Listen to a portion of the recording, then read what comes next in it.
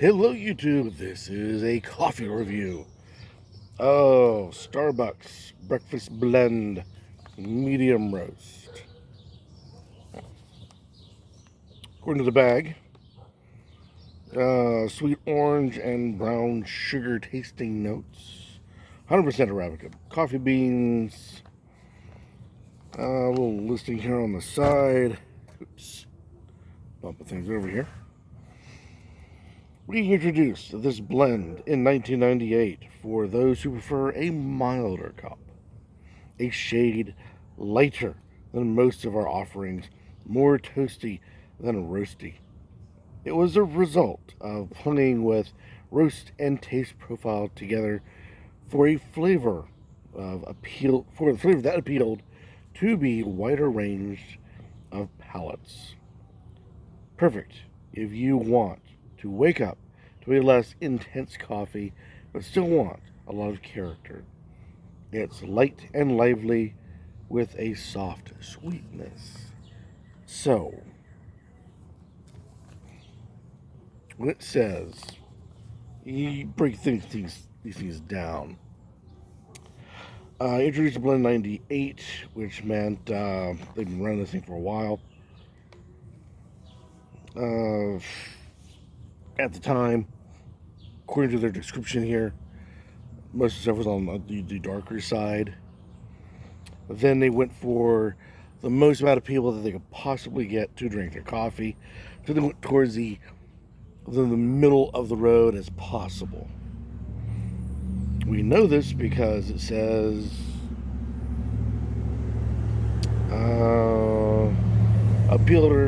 appeal to a wider range of palates. When anytime anybody says that, that means they're going for the middle of the road. So, as you can tell, I'm not exactly. Well, I'm not a huge fan of Starbucks. Uh, just not a huge fan in general. And two, like I said, medium roast is not my thing. I prefer much darker. So why do I have it? Just happen to be there. And this is a breakfast blend. Yeah, it's going for the most middle of the road. So another reason why I'm not exactly gung ho over this particular coffee. So if I sound a little bland on it, that's my reason why it's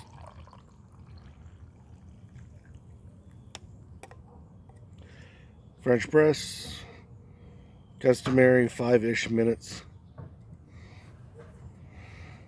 Alrighty. Give this a go. It is actually darker than I expected. Usually in medium roasts, you can actually start seeing through, especially towards the bottom. You'll get like a red or so hue that comes out of it.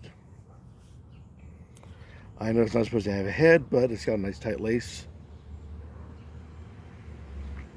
A nice even look all the way through.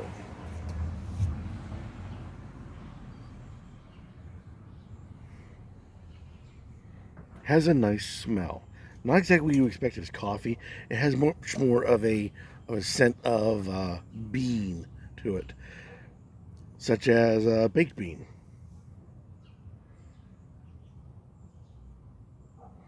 A lot of baked bean to it.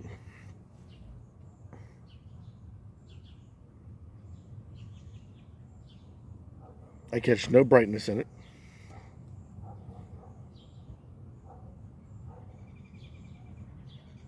Lots of veggie notes in it.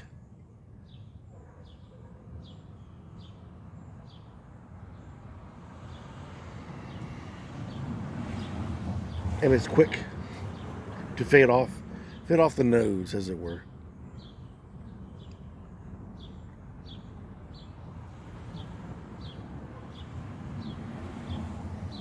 The brightness is there, but not nearly as strong as one would think.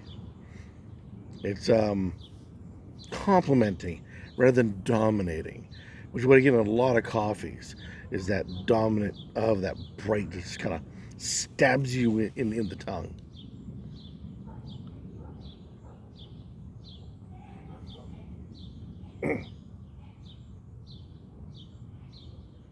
Lots of veggie notes. Lots and lots of veggie notes. As for that bean, that baked bean flavor, that creeps in as part of the aftertaste, the flavor of coffee in general, of what you would expect, is not really there. It's like I said, it's been shoved to the side with all the bean and veggie parts.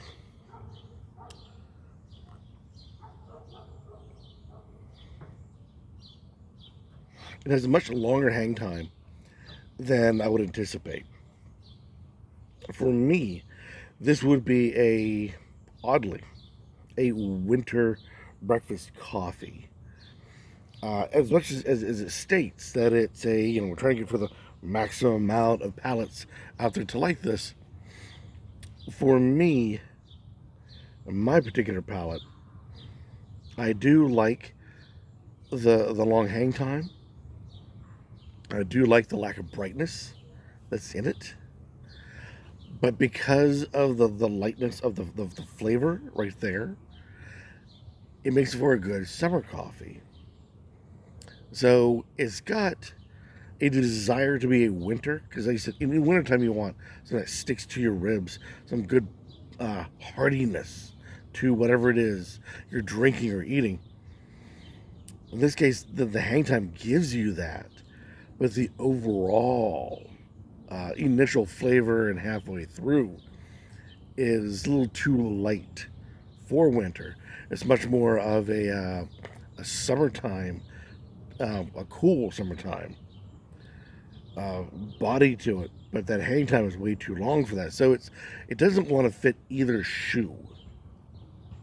Now for me, it's not fitting either one very well. I do like the long hang time, the short flavor and short, not over dominant flavor that you're getting out of this. Not my thing, but this is where things get kind of weird. I have to give it a decent mark as a coffee. It's not bad. Not my thing, as I keep saying, but it's really not that bad.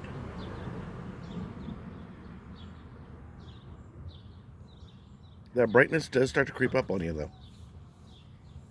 It builds and builds and builds, and ever so small, tiny baby steps. But with enough alterings to it, it shouldn't be all that bad of a cup of coffee. Now, I have been trying this throughout the week or so. My normal thing is some cocoa powder, because I like the mocha, cocoa powder, and some sweetener. And I've found that the cocoa powder gets lost inside the layers that this coffee presents. It doesn't really complement much of anything.